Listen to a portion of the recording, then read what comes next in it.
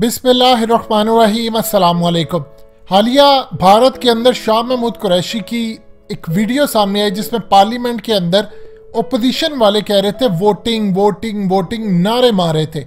लेकिन भारत के अंदर उस वीडियो को चलाया गया कि भारत ने कहा पाकिस्तान की पार्लियामेंट में मोदी मोदी के नारे मारे जा रहे, जबकि वो वीडियो बाद में जब प्रॉपरली चली इंडिया के अंदर भी चैनल्स ने उसको झूठा करार दे दिया। लेकिन जो फवाद चौधरी ने कहा इसको शायद रिवर्स करना बड़ा मुश्किल है, बावजूद इसके कि उनका वो मतलब नहीं था, उनकी स्लिप ऑफ टंग हुई। इस सूरत हाल के अंदर अब देखिए ज़रा, जो आपको क्लिप सुनवाने जा रहे हैं, किस तरह मोदी ने इसको इलेक्शन जीतने के लिए कैश करना शुरू कर दिया है। और इवन के मजीद डिस्कस करने से पहले इस वीडियो को लाइक करें, हकीकत टीवी को सब्सक्राइब करें और बेल आइकन पर ज़रूर क्लिक करें। उसने पूरी दुनिया के सामने कहना शुरू कर दिया है कि मुझ पर ताने कसे गए थे। ये असल में ताने देने वाले थे खास तौर पर अरविंद केजरीवाल, जो कि दिल्ली के चीफ मिनिस्टर है।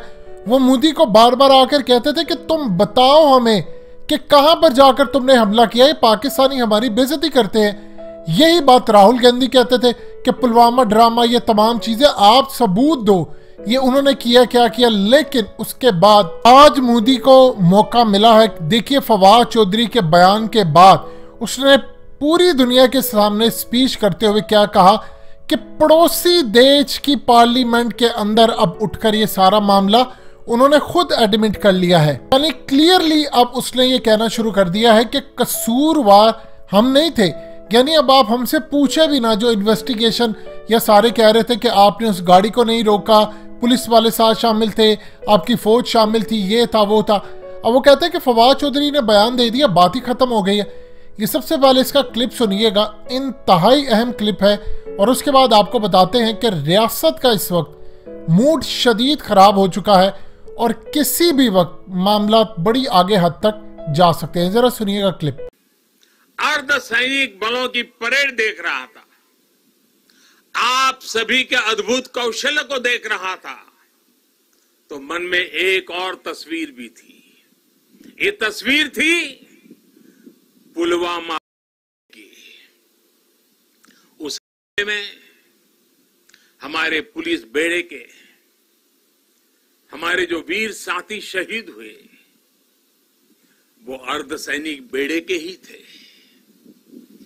देश कभी भूल नहीं सकता कि जब अपने वीर बेटों के जाने से पूरा देश दुखी था, तब कुछ लोग उस दुख में शामिल नहीं थे। वो पुलवामा में भी अपना राजनीतिक स्वार्थ खोज रहे थे, अपना राजनीतिक स्वार्थ देख रहे थे। देश भूल नहीं सकता कि तब कैसी कैसी बातें कही गई, कैसे कैसे बयान दिए गए। देश भूल नहीं सकता कि जब देश पर इतना बड़ा घाव लगा था, तब स्वार्थ और अहंकार से भरी भद्दी राजनीति कितने चरम पर थी। और उस समय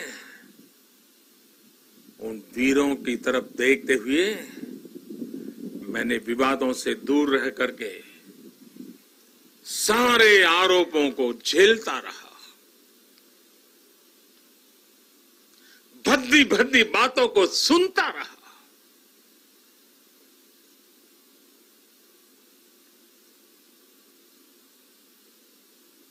मेरे दिल पर वीर शहीदों का गहरा घाव था।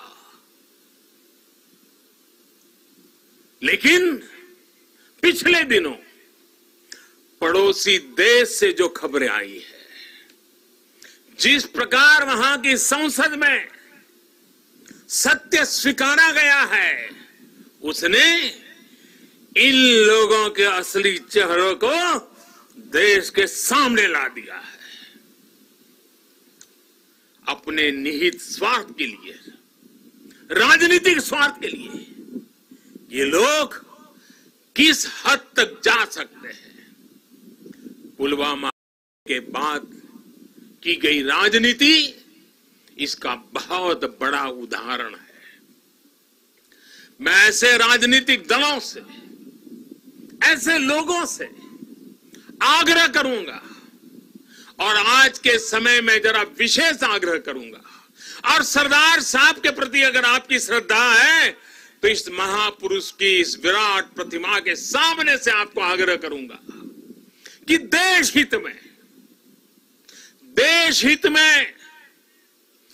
देश की सुरक्षा के हित में, हमारे सुरक्षा बलों के मनोबल के लिए कृपा करके ऐसी राजनीति न करें, ऐसी चीजों से बचें। अपने स्वार्थ के लिए जाने अनजाने आप देश विरोधी ताकतों की उनके हाथों में खेलकर, उनका मोहरा बनकर न आप देश का हित कर पाएंगे और न ही अपने दल का। साथियों, हमें ये हमेशा याद रखना है कि हम सभी के लिए अगर सर्वोच्च कोई बात है तो वो है सर्वोच्च हित, देश हित। सर्वोच्च हित, देश हित। जब हम सबका हित सोचेंगे तभी हमारी भी प्रगति होगी, तभी हमारी भी उन्नति होगी। भाइयों और बहनों, आज अवसर है कि इस विराट भव्य व्यक्तित्व के चरणों में हम उसी भारत के निर्माण का संकल्प दोहराएं। आपने क्लिप सुना। अब एक चीज आप अच्छी तरह समझ लीजिए, इस वक्त आपकी रियासत का शदीद मूड खराब हो चुका है, बहुत सारी क़यादत का। लेकिन प्रॉब्लम यह है कि रियासत को अब दो टोक फैसला लेना पूरी तरह धुंध नजर आ रही है, निज़ाम पूरी तरह गिरता हुआ नजर आ रहा है। ये जो कैंपेन चली है खासतौर पर ख्वाजा आसिफ के जरिए शुरू हुई कि उन्होंने पहले कहा कि अभिनंदन को हमने छोड़ा, फिर उसके बाद अयाज सादिक और उसके बाद ये फवाद चौधरी, चाहे स्लिप ऑफ टंग कह ले या बेवकूफ़ दोस्त कह ले, ये याद रखिएगा फवाद चौधरी हो या कोई और हो, ये इमरान खान के साथ नहीं है। अभी इमरान खान की हुकूमत चली जाए तो ये सारे उसका साथ छोड़कर चले जाए।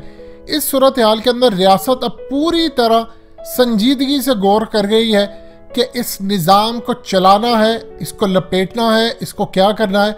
आपको आने वाले दिनों में मामला बड़े ख़तरनाक हद तक संजीदा होते नजर आएंगे। उसकी वजह यह है, हालिया DGISPR ने यह बात कही है कि फौज के हर तबके के अंदर इस वक्त शदीद गम और गुस्सा पाया जाता है। इस स्टेटमेंट को शायद इतना ज़्यादा सीरियस नहीं लिया गया, लेकिन इसके असरात बहुत ज़्यादा दूर तक आपको जाते हुए नजर आएंगे।